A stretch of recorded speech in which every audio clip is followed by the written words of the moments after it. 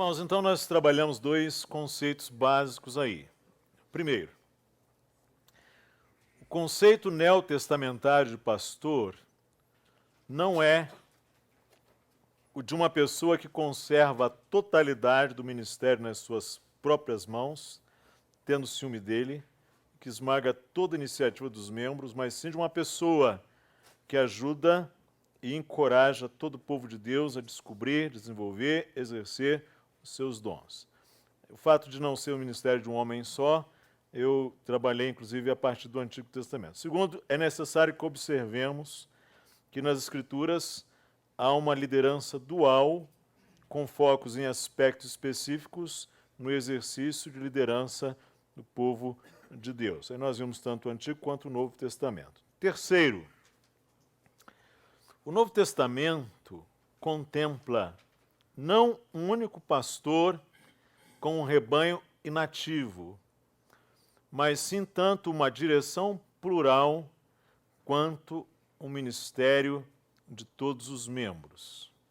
O Novo Testamento aponta para uma pluralidade de liderança na igreja.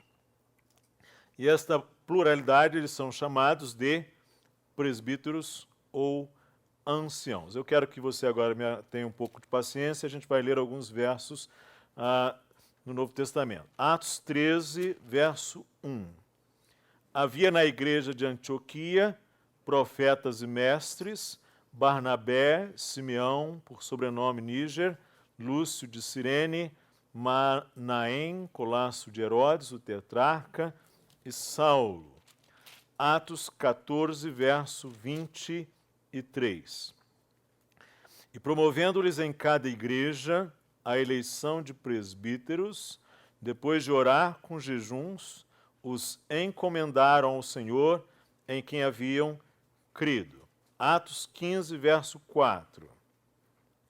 Tendo eles chegado a Jerusalém, foram bem recebidos pela igreja, pelos apóstolos e pelos presbíteros, e relataram tudo o que Deus fizera com eles.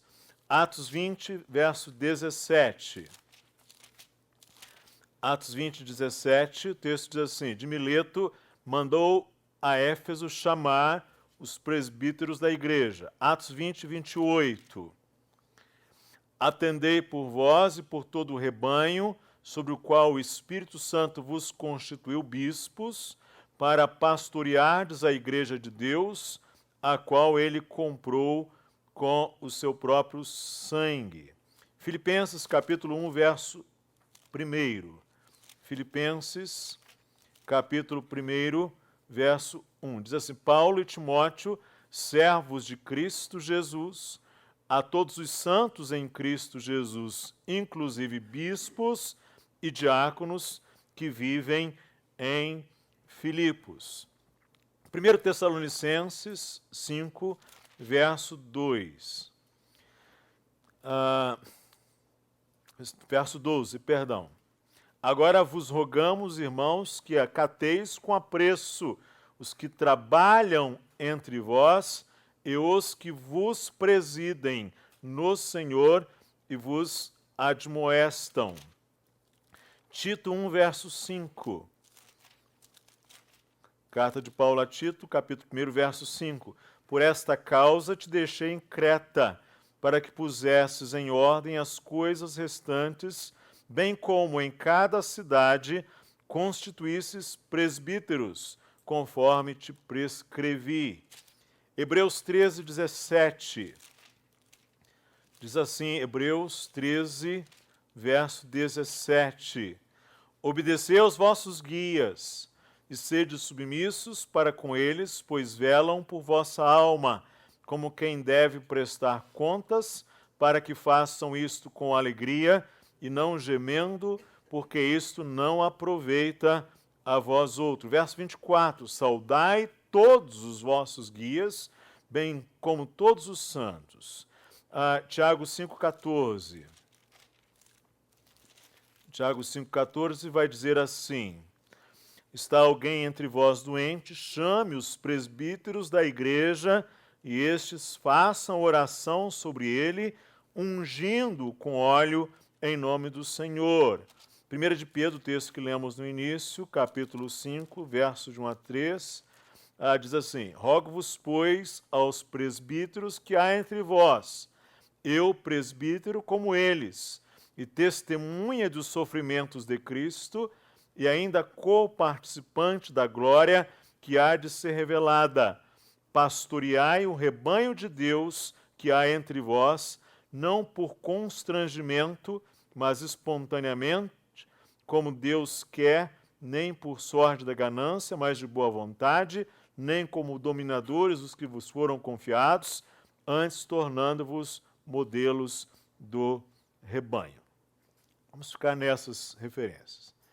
O que você observa é que as referências neotestamentárias aos líderes da congregação local, e isso é muito importante, estamos falando da congregação local, encontram-se invariavelmente no plural.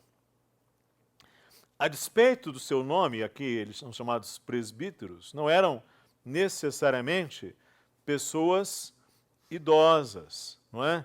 Eles eram aqueles que a comunidade reconhecia como pessoas que efetivamente pudessem oferecer a sua instrução ao povo, não é? Ou seja, a palavra presbítero, eu vou fazer uma citação aqui que considero importante.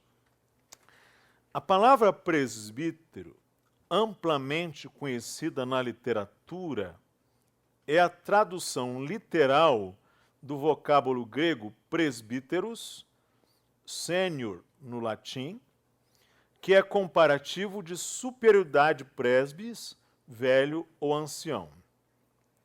Nos tempos remotos, e muito antes de Cristo, esta palavra tinha o sentido original de ancião, no que respeita à idade.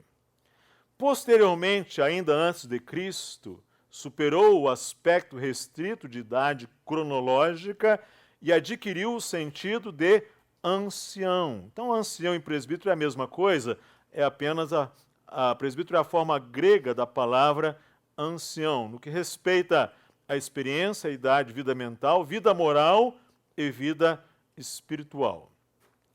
Quando as civilizações hebreia e helênica se encontraram, a civilização helênica socorreu aquela com o nome característico. O termo, então, presbítero, é amplamente utilizado na Septuaginta para designar a anciania judaica. Assim também ocorre nos evangelhos, descrevendo inclusive o ancião da sinagoga investido em suas funções. A palavra presbítero ocorre 71 vezes no Novo Testamento, entre as quais 10 ou 12 vezes exprimindo posição na sociedade ou idade madura. E a citação termina assim: a partir do livro de Atos dos Apóstolos, e especialmente nas epístolas paulinas, o termo é utilizado tecnicamente, designando a denominação nova do ofício, chamando pelo nome de presbíteros. O vocábulo antigo, milenar, passa a nomear as funções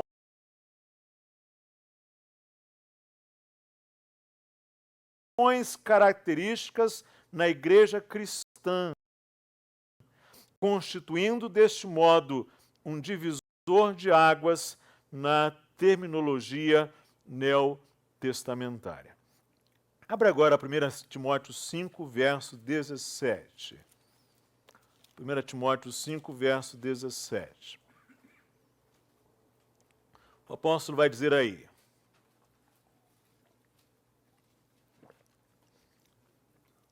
devem ser considerados merecedores de dobrados honorários os presbíteros que presidem bem, com especialidade os que se afadigam na palavra e no ensino. Você observa aí três funções bem importantes. Todos os presbíteros presidem e alguns se afadigam, alguns se dedicam com mais afinco, com mais especialidade na palavra e no ensino. Mas olha aí, devem ser considerados merecedores de honra duplicada ou dobrados honorários. A que se refere aqui é mais do que o respeito que se deve prestar ao presbítero que labora no ensino. A palavra grega aqui expressa o salário dos soldados.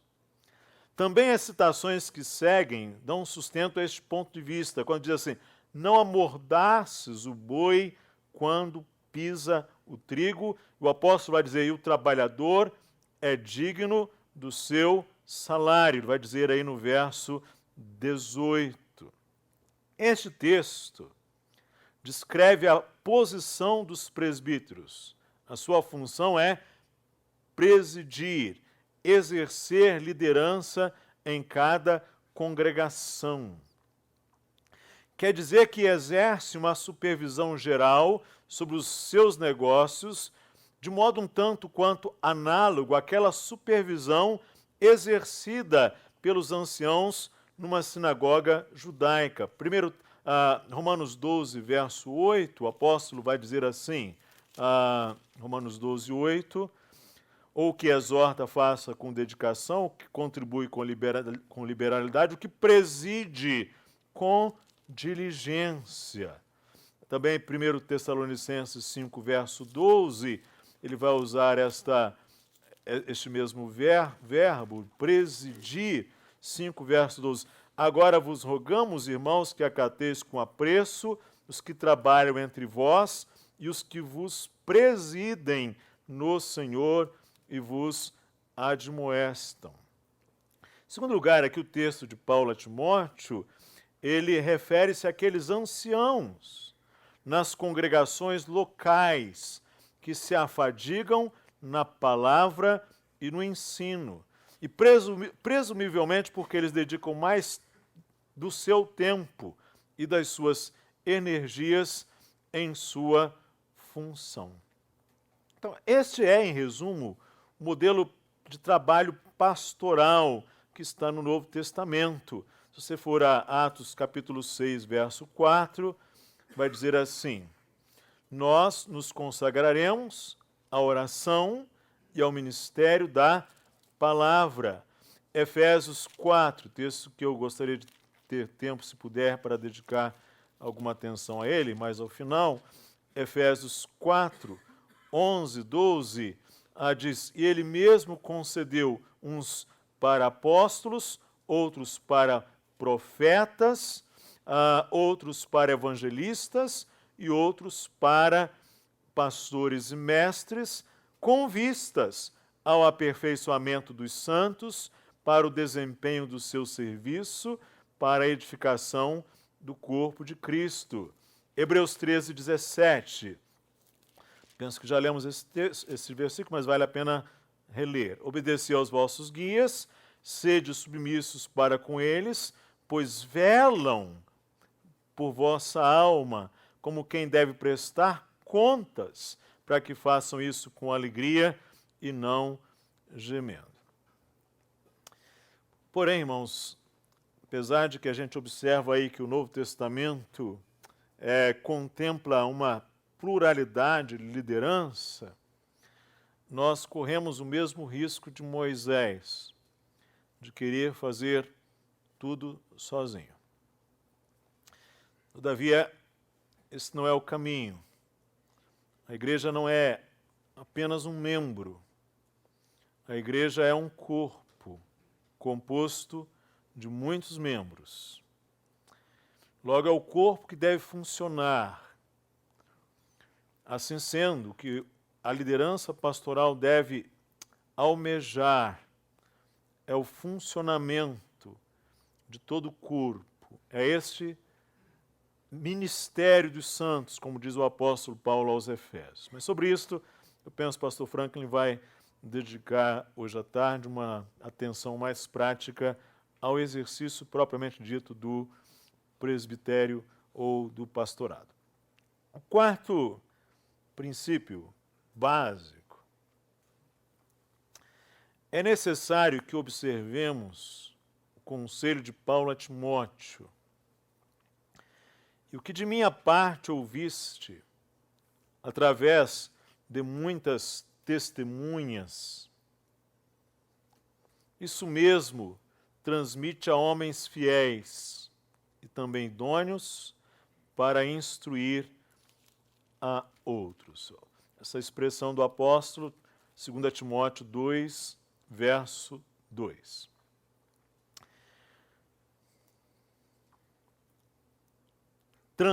Transmite a homens fiéis e também idôneos para instruir a outros. Isto aqui é um desafio para nós, para mim e para você. Vamos agora pensar no método de liderança de Jesus Cristo. Vamos relembrar o método de liderança de Cristo. Convém que nós evoquemos o próprio Senhor Jesus. Cristo, o que ele faz? Ele concentra o seu ministério em um grupo de 12. Ele começa seu ministério sendo conduzido pelo Espírito ao deserto para ser tentado pelo diabo. E quando volta, começa a reunir os seus discípulos. O Evangelho de Marcos diz que ele os chamou para estarem com ele. E assim formarem, juntamente com o Mestre, a primeira expressão física, ainda que embrionariamente, da igreja. E as instruções que Jesus dá para a igreja são dadas aos discípulos. O esforço central do trabalho de Jesus Cristo foi dirigido aos seus discípulos. Nós sabemos que em Jesus encontramos um professor perfeito, um mestre perfeito. E em sua onisciência ele jamais incorreria num equívoco. No entanto, quando nós nos pomos a refletir sobre o plano estratégico de Cristo, a filosofia básica é bastante diferente daquela que é seguida pela igreja moderna, que as suas implicações são simplesmente revolucionárias. Porque Jesus concentrou toda a sua expectativa naqueles simples galileus. Eles estariam destinados a se tornarem os líderes de sua igreja, a qual haveria de anunciar o evangelho pelo mundo inteiro. Então, o significado daquele pequeno grupo se faria sentir por toda a eternidade. Eles representam a igreja e o fato de Jesus passar 3 anos com eles, com esse grupo pequeno, instruindo e andando com ele, é muito significativo. Se a gente pudesse observar detalhes desta prática de Cristo, tivéssemos tempo para isso, seria muito interessante. Penso que você possa fazer depois, mas como que o Senhor Jesus ele tem um ministério para as multidões, mas ele tem um ministério específico para aqueles 12. E as instruções próprias, específicas para a igreja, ele transmite àqueles 12 apóstolos. Você se lembra daquele grupo de 12, não é? Pedro é sempre o líder, representante natural de todo aquele grupo de apóstolos.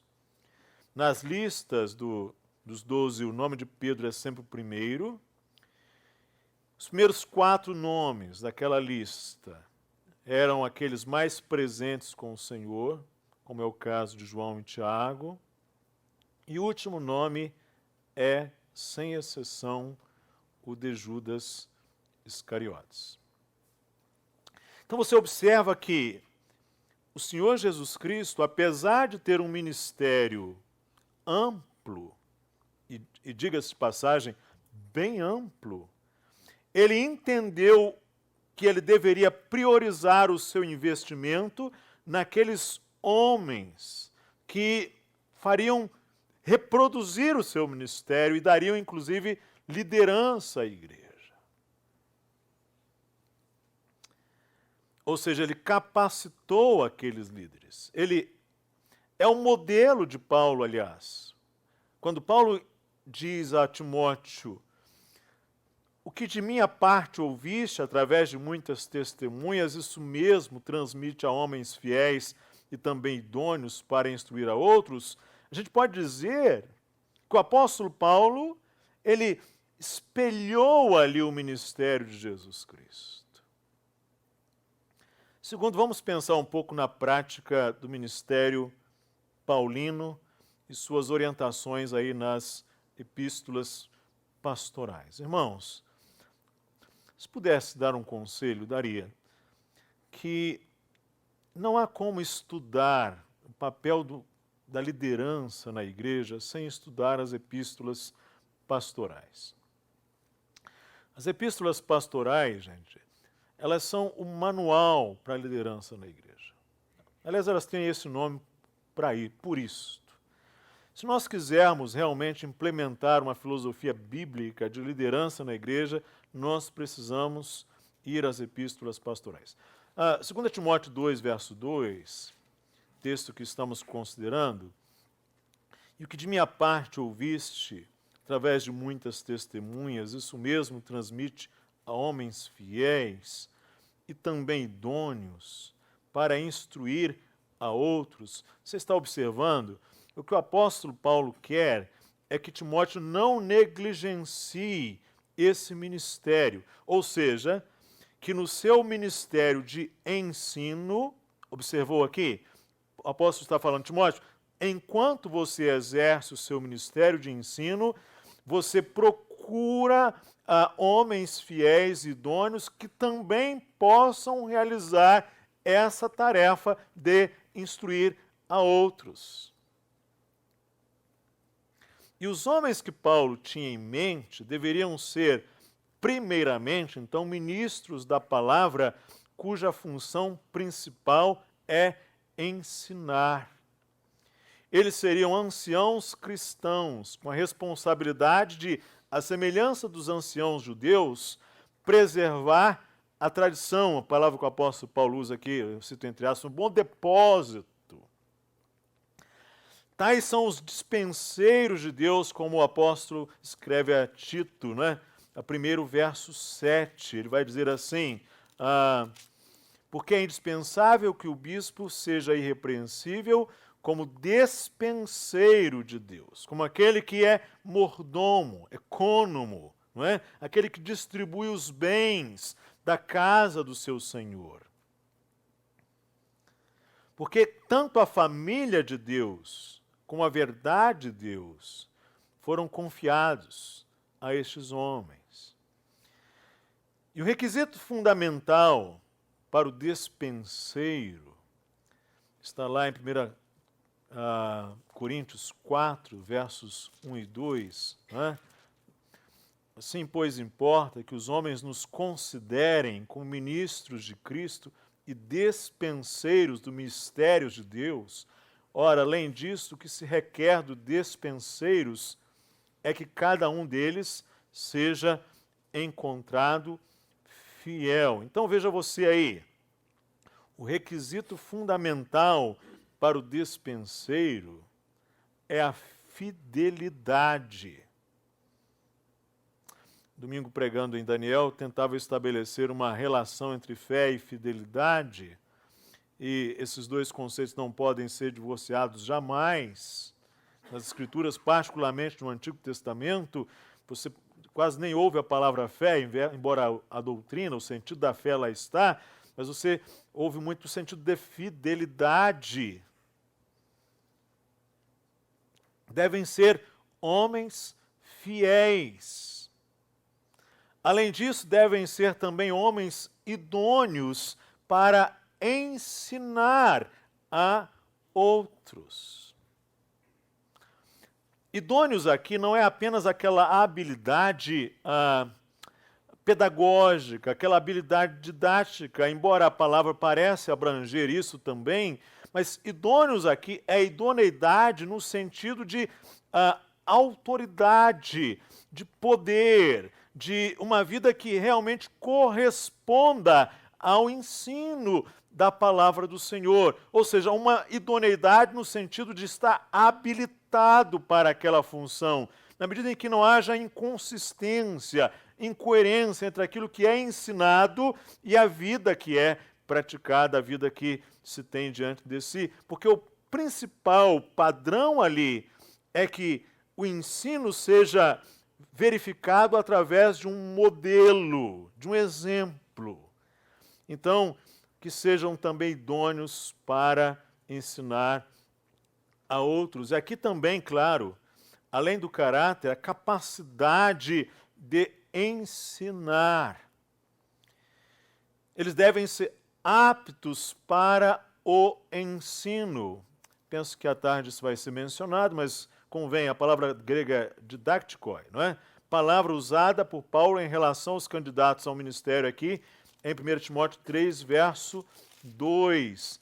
Ele vai fazer esta referência, que seja apto para o ensino, ou apto para ensinar.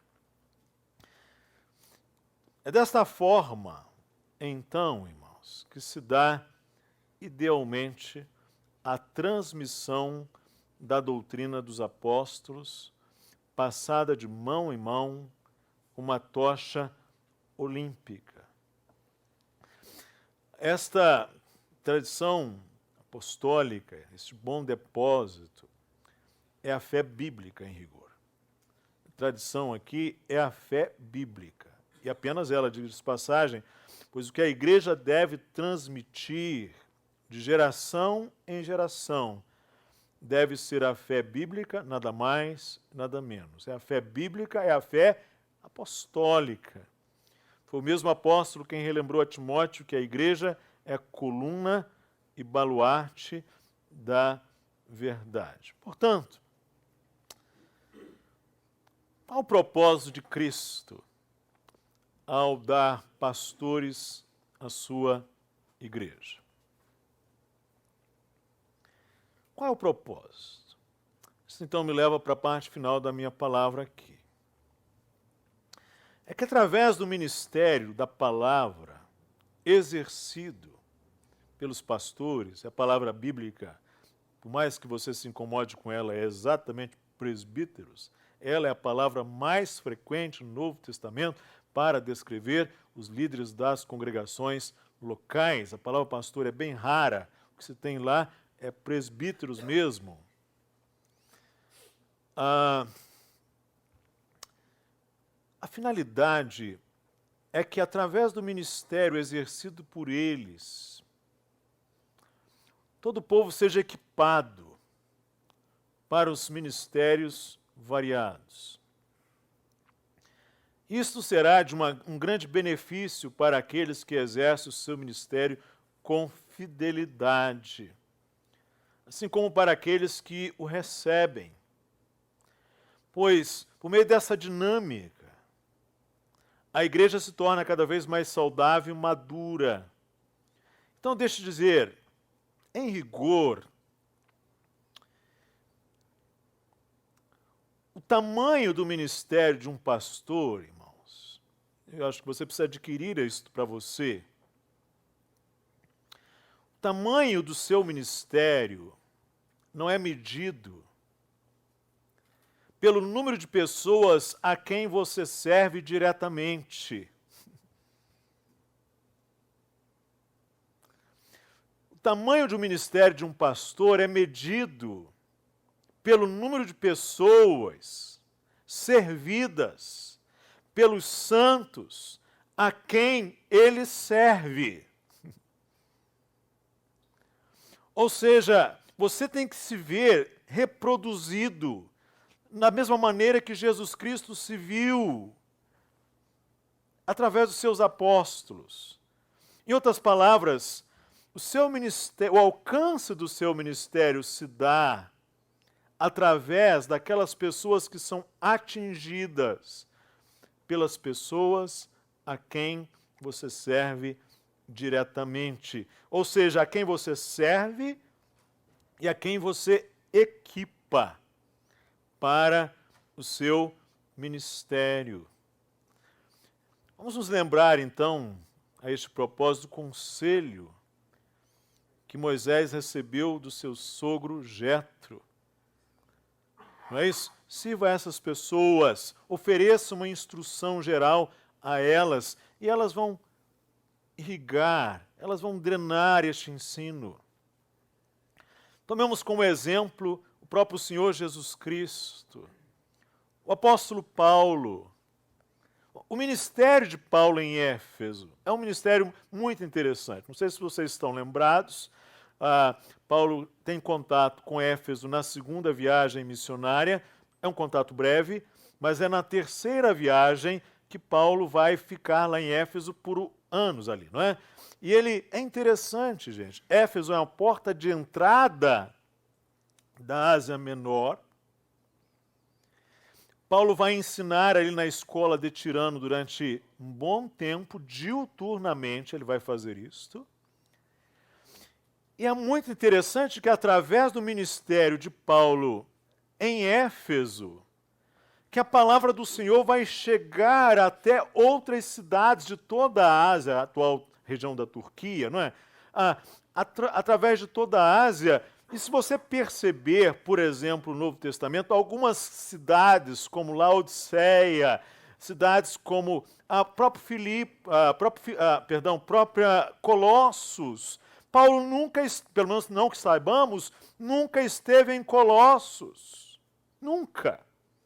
Ele escreve aquela carta aos Colossenses como se fosse uma carta, como se estivesse falando a pessoas conhecidas, pessoas próximas. Mas como ele chegou lá? Ele chegou lá através do ministério, por ele exercido lá em Éfeso, a homens, e Éfeso era um ponto, né, de passagem, uma entrada estratégica, a homens como Epáfras, que é exatamente aquele que deu início à igreja em Colossos. Ou seja, o ministério de Paulo ali em Éfeso é literalmente esse ministério multiplicador. Ele ensina, ele capacita e ele equipa.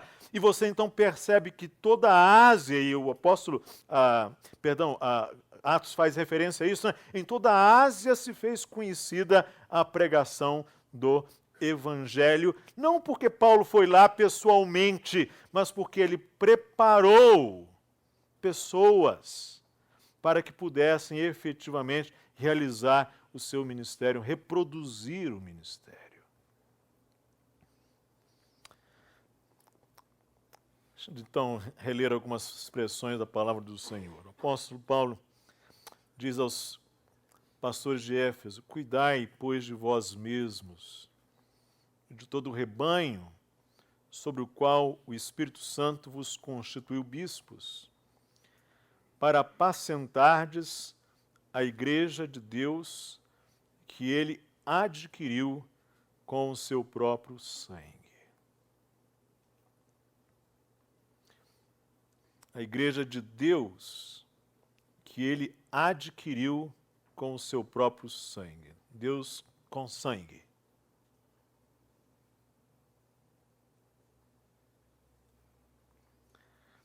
João 21, verso 16, tornou-lhe a perguntar-lhe: Simão, filho de João, amas-me? Respondeu-lhe: sim, Senhor, tu sabes que te amo. Disse-lhe: pastoreia as minhas ovelhas.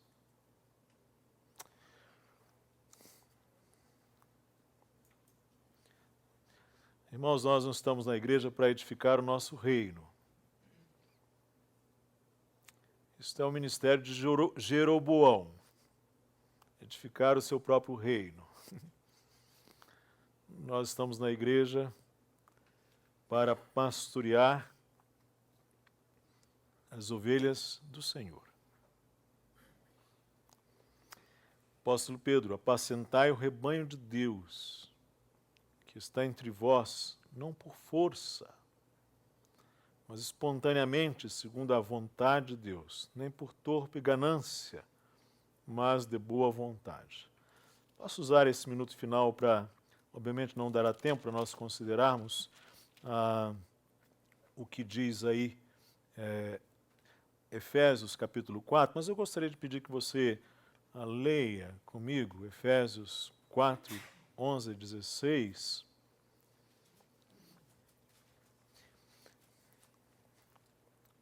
Eu penso que esse é um texto capital na compreensão do ministério da palavra.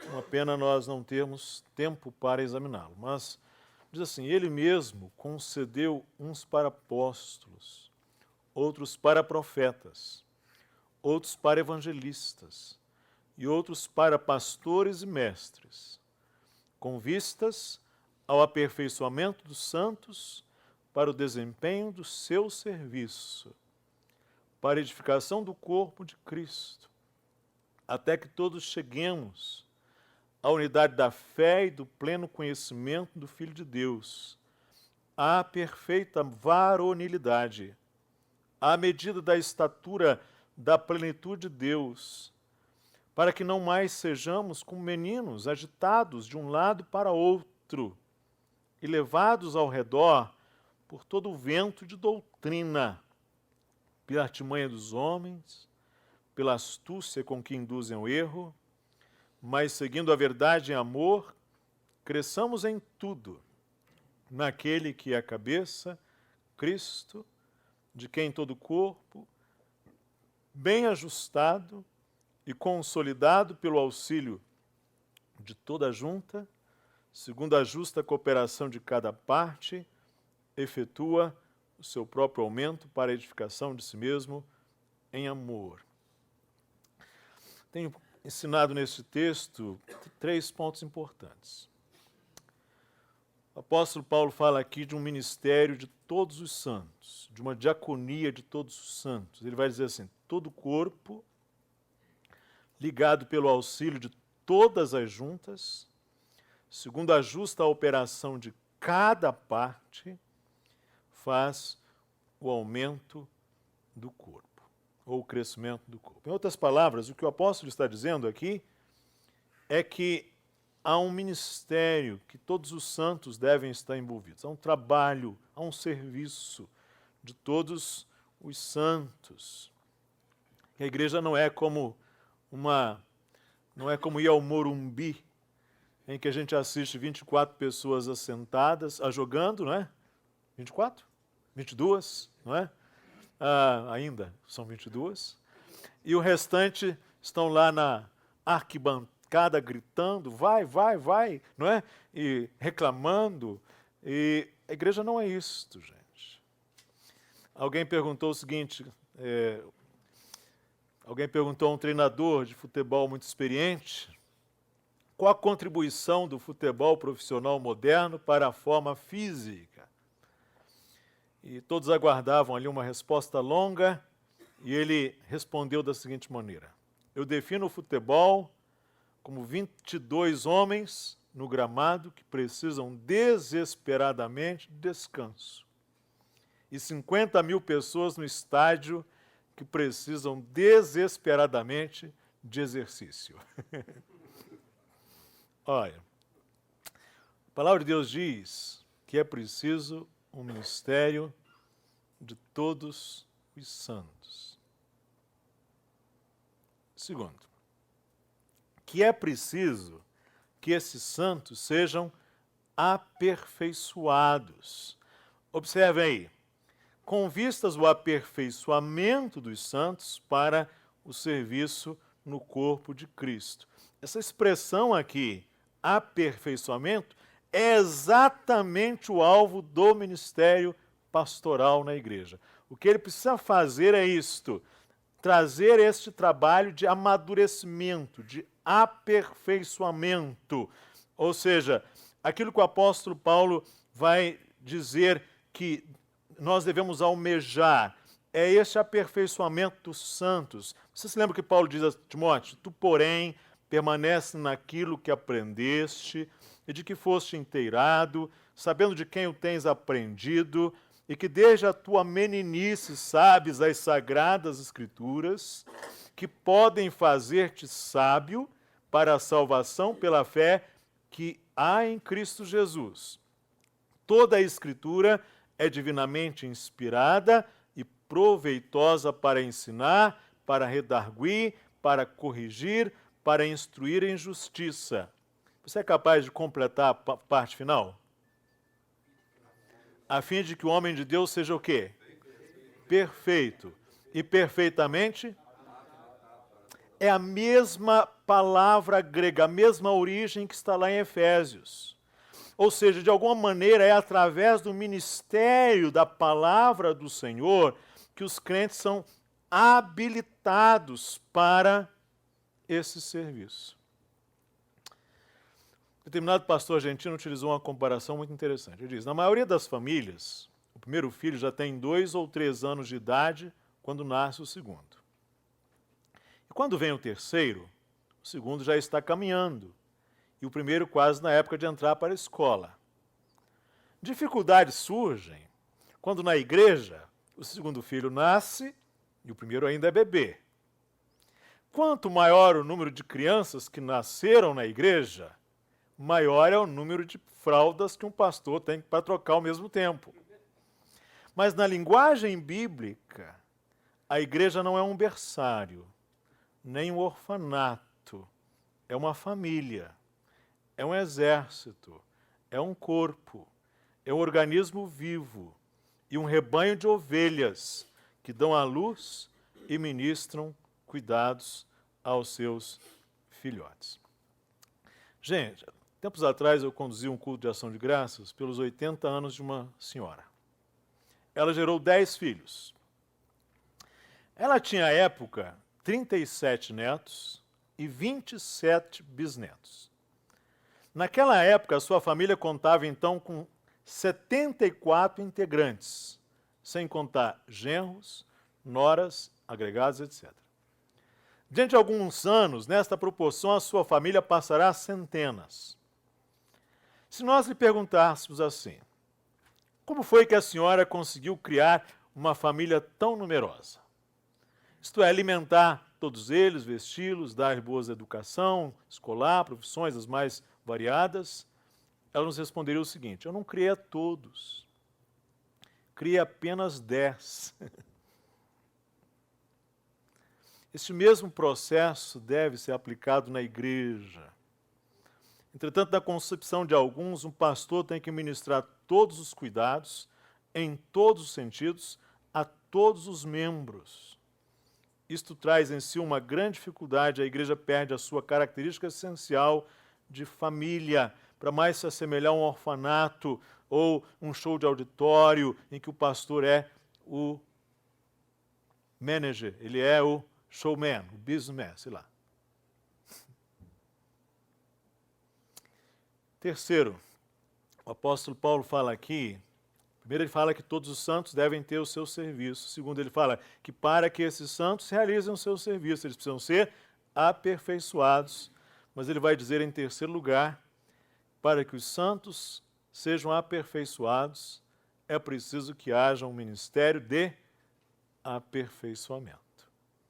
Ou seja, é preciso que alguém exerça esse ministério. Por isso que o apóstolo Paulo vai dizer, ele mesmo, o Senhor Jesus, que desceu, ele e subiu depois, ele concedeu uns para apóstolos, outros para profetas, outros para evangelistas e outros para pastores e mestres. O que você observa nesses ofícios aqui? São ofícios chamados regulares e ofícios extraordinários. É que todos estes ofícios, observa, apóstolos, profetas, evangelistas, pastores, mestres, eles são ministérios ligados à palavra de Deus. A expressão pastores e mestres pode ser traduzida como pastores mestres ou pastores ensinadores. Então, cabe ao pastor a sublime e difícil tarefa de aperfeiçoar os santos e guiá-los à maturidade. E não de manterem as pessoas entretidas quem sabe, interessadas ou, no máximo, ocupadas. Não é isto. É levá-las à maturidade. Nós precisamos de líderes que saibam traçar as plantas dadas por Deus. Eles não precisam executar as plantas, mas eles precisam ter as plantas. Na igreja primitiva, o pastor deveria ter como alvo que os seus discípulos se desenvolvessem e realizassem o seu ministério. Alguém disse que os pastores aqui, pastores e mestres, são esses presbíteros. Por meio da exposição da palavra de Deus, eles pastoreiam os seus rebanhos. Em resumo, o tamanho do ministério de um pastor não é medido pelo número de pessoas a quem ele serve diretamente, mas pelo número de pessoas servidas pelos santos a quem ele serve e aos quais ele equipa para o seu ministério. Que Deus os abençoe, que Ele nos ajude. Amém. Não sei se a gente tem tempo, Tiago, para... Um pouquinho é o quê? 2 minutos. 3 a 5 minutos. Alguém teria alguma pergunta que eu possa tentar ajudar, irmão, se puder? Pastor.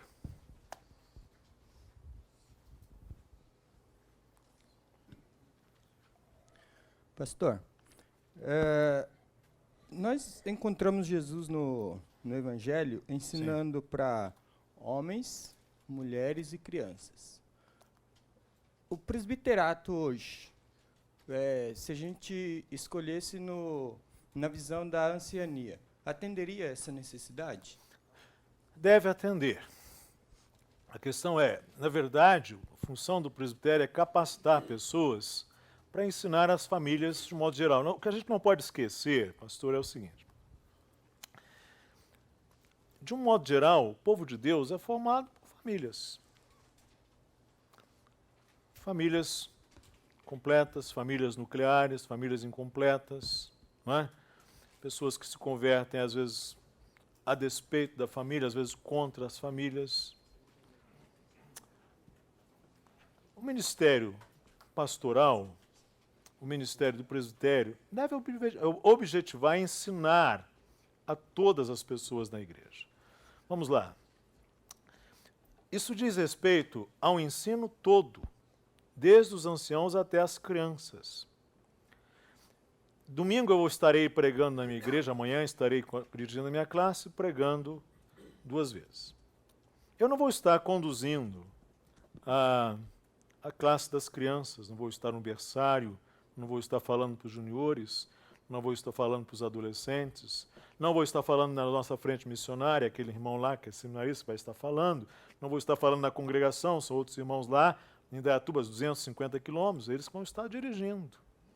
Mas preste atenção, o ensino que aquelas crianças, aqueles adolescentes, aqueles juniores, aqueles pessoas lá na frente missionária, lá na congregação, estão recebendo, é responsabilidade dos presbíteros de nossa igreja.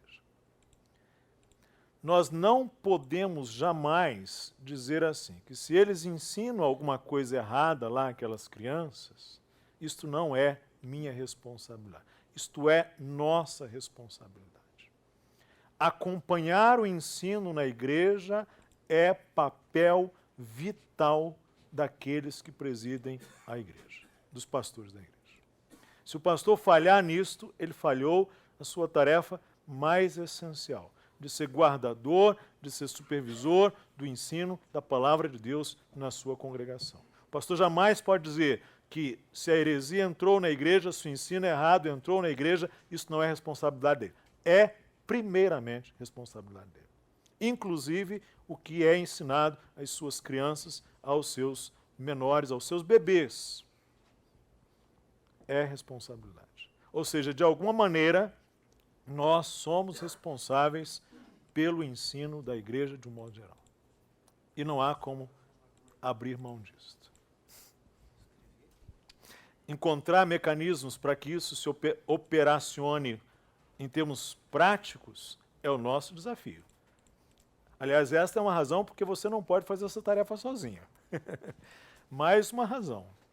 Mas abrir mão disto é simplesmente nós abrirmos mão de uma responsabilidade que é, aliás, é isso que é pastorear, é isso que é supervisionar.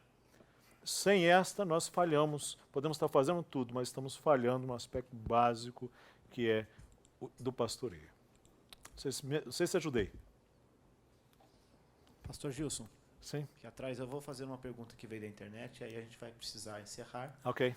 Os irmãos que quiserem depois fazer perguntas, particularmente ao pastor Gilson, vocês podem procurá-lo aqui durante o intervalo ou entrar no site dele, gilsonsantos.com.br. Lá tem um e-mail para as pessoas se comunicarem, não tem? Tem. Então vocês podem procurá-lo lá depois. Mas a pergunta que eu tenho aqui veio do pastor Carlos Pereira. Ele diz assim: o pastor Gilson poderia explicar rapidamente a distinção clara entre diáconos e presbíteros e se ele acompanha o ensino do pastor Mark Dever, no livro dele, 9 Marcas, quanto à distinção entre o presbítero pregador e demais presbíteros? A segunda parte da pergunta eu vou deixar para o pastor Franklin, porque ele vai responder este assunto hoje à tarde. Ok? Vou então me ater à questão da pergunta sobre presbíteros e diáconos. Essencialmente, os presbíteros exercem o papel de ensinar, de conduzir o culto, de conduzir aquelas responsabilidades que nós chamaremos assim, entre aspas, espirituais, digamos assim. Ou seja, o exercício do ensino, da pregação, da disciplina, da direção do culto, aquelas questões que dizem respeito ao pastoreio, ao alimento do rebanho, essas são questões próprias daquilo que eu entendo serem tarefas dos presbíteros. O que entendo serem as tarefas dos diáconos são aquelas questões que dizem respeito ao meio, ou seja, tarefas como a administração, e a gente tem, hoje, existem pastores que eles são construtores, que eles são arquitetos, eles são engenheiros, eles são contadores, eles são especialistas, não sei, em tantas coisas. Ora, é melhor você especializar-se naquilo que você precisa se especializar. Entregar essas tarefas para estes homens que efetivamente possam exercer, e às vezes não, muito frequentemente, eles exercerão muito melhor do que você. Então, eu entendo que a função dos diáconos é desembaraçar aqueles que estão no presbitério para que estes se dediquem àquelas tarefas que são, que vimos aqui, não é? Que é representar o povo, conduzir o povo na oração, no culto, na adoração, no ensino da palavra, na evangelização, na comunicação do recado de Deus ao homem, e pedir que homens e mulheres, particularmente em nossa igreja, ali, líderes de família, sejam capacitados para cuidar dessas coisas mais de ordem mais prática, essas tarefas de meio, essas tarefas de gestão, a estes que nós temos chamados de diáconos. Não é? Cuidam do patrimônio, cuidam das finanças, em nossa igreja particularmente, as finanças são administradas pelos diáconos, não é? Eles propõem um orçamento, eles propõem, eles apresentam os balancetes, mensalmente nós temos o conselho, eles trazem as contas. Ora, essas questões é melhor que os ministros não se embaraçem com elas e capacitem pessoas na igreja e solicitem de pessoas na igreja capacitadas que se dediquem a elas. Com relação à questão da distinção entre presbíteros, eu prefiro que o pastor Franklin possa fazer hoje à tarde, porque isso faz parte da proposta dele, tá bom?